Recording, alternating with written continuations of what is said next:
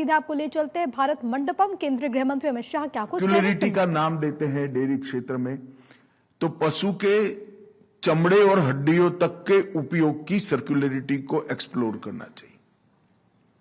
ये भी unorganised sector में नहीं जाना चाहिए। अगर गांव की डेयरी मरे हुए पशुओं को एक छोटी सी कोऑपरेटिव बनाकर चमड़े को प्रोसेस कर सारा चमड़ा अगर जिला डेयरी या राज्य स्तर का दूध उत्पादक संघ बड़े जूते बनाने वाली कंपनियों को बेचता है तो इसका प्रॉफिट कम से कम 3 गुना कर देंगे और हम किसान को इसका अच्छा मूल्य भी दे पाएंगे। ये 100% सर्कुलरिटी का कंसेप्ट जब हम कहते हैं तब इसको भी हमने आगे बढ़ाना पड़ेगा। और डेयरियों में फूड प्रोसेसिंग के यूनिट अपने जिले के एक उत्पाद को फूड प्रोसेसिंग के माध्यम से किसान के लिए वैल्यू एडिशन और डेयरी के मुनाफे में बढ़ोतरी, ये दोनों चीजों के कुछ अच्छे मॉडल एक साथ अभी 240 जिला दूध उत्पादक संघ में करने की जरूरत नहीं है। जैसे गैस में हमने 3 मॉडल बनाए हैं, इसी प्रकार से इसके मॉडल बन सकते हैं। और मैं मानता हूं कि हर क्षेत्रीय राज्यों में से एक एक राज्य को पकड़कर 2-2 जिलों को पकड़कर ये मॉडल बनाने चाहिए। और कार्बन क्रेडिट के जो एक्सपेरिमेंट हुए हैं, बहुत हो गए एक्सपेरिमेंट, अब इसको हमारी पद्धति का हिस्सा ही बनाना चाहिए। जैसे आज भारत में कोई भी कोऑपरेटिव डेयरी हो, उसका फैट वैज्ञानिक तरीके से नापा जाता है, इसी प्रकार से कार्बन क्रेडिट किसान को मिले, इसकी हमने एक बहुत अच्छी वैज्ञानिक व्यवस्था कोऑपरेटिव मॉडल पर बनानी चाहिए।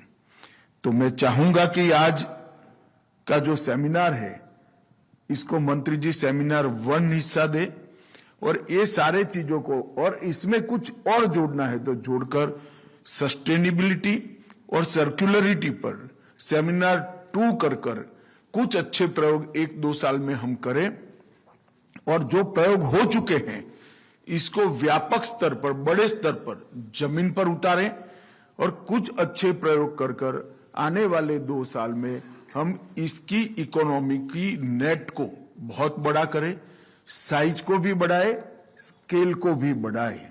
ये हम सबकी जिम्मेदारी है। और मैं विश्वास दिलाना चाहता हूं पशुपालन विभाग को कि सहकारिता विभाग पूरी तरह से इसमें आपको न केवल सहायक होगा, सरकार में बाकी सारी जगहों पर भी जो आपको मदद की जरूरत है इसमें हम जरूर, क्योंकि मैं मानता हूं कि सहकारिता विभाग का ही एक्सटेंशन है और पशुपालन विभाग का एक्सटेंशन कोऑपरेटिव डिपार्टमेंट है। इस कंसेप्ट के साथ ही हमें आगे बढ़ना चाहिए। जैविक उर्वरकों के मार्केटिंग के लिए एक अच्छी व्यवस्था हमारे अमूल जैसे संघों ने इजाज करनी चाहिए। जो अब ये ऑर्गेनिक खाद बनेगा, इसके अच्छे तरीके से मार्केटिंग कैसे हो, ज्यादा से ज्यादा दाम इसके कैसे उपलब्ध बने और उसमें प्रायोरिटी 100% ऑर्गेनिक फार्मिंग करने वाले किसान को कैसे मिले, ये सब चीजों का उपयोग करने का समय आ गया है। मित्रों, जब हम श्वेत क्रांति 2 की ओर आगे बढ़े हैं, लल्लन सिंह ने शुरुआत करा दी है इसकी, तब आप कल्पना करिए कि 23 राज्य स्तरीय संघ है। क्या हम लक्ष्य रख सकते हैं कि एक भी राज्य और एक भी यूटी ऐसा नहीं होगा जहां राज्य स्तरीय संघ नहीं होगा?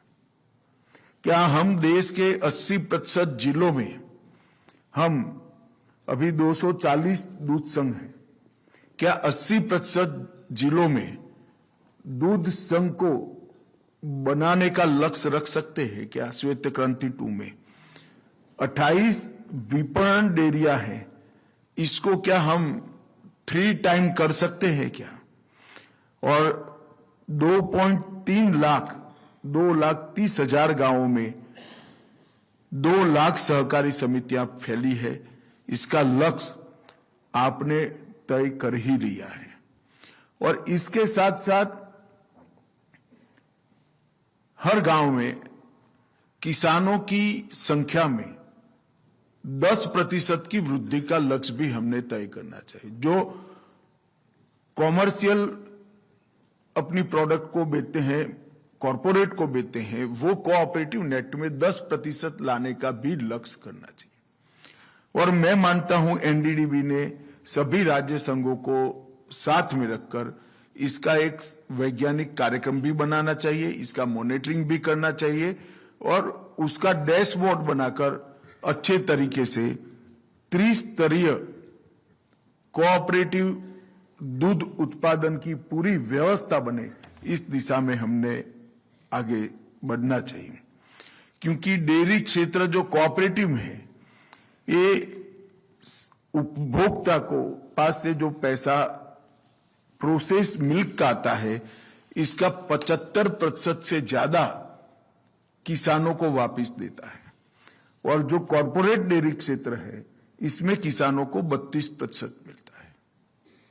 तो मैं मानता हूं 32% और 75% का जो अंतर है, ये देश के हर किसान के लिए हमें मिटाने का लक्ष्य पशुपालन और डेयरी विभाग ने रखना चाहिए। और 16 करोड़ टन गोबर जिसकी लल्लन सिंह जी ने बात करी, वो सारा अपने नेट में लाने के लिए प्रयास। दूध आए ना आए, गोबर तो आ ही सकता है, क्योंकि उनके पास गोबर के उपयोग की कोई व्यवस्था नहीं है, कोई इंफ्रास्ट्रक्चर नहीं है। हम हमारे गोबर के उपयोग के लिए गैस प्लांट के प्लान करते वक्त सिर्फ कोऑपरेटिव नेट से जुड़े किसानों के गिनती न करें। सारे दूध उत्पादक किसानों में से 80% की गिनती कर इसकी कैपेसिटी बढ़ाएं। कोऑपरेटिव क्षेत्र के साथ जुड़े हुए किसानों को फर्स्ट रोक में ले लीजिए और उसके बाद जो कोऑपरेटिव नेट में नहीं है, प्राइवेट डेयरी में, इनका गोबर तो कम से कम ले आइए, इसको पशु आहार तो कम से कम पहुंचाइए। और उस दृष्टि से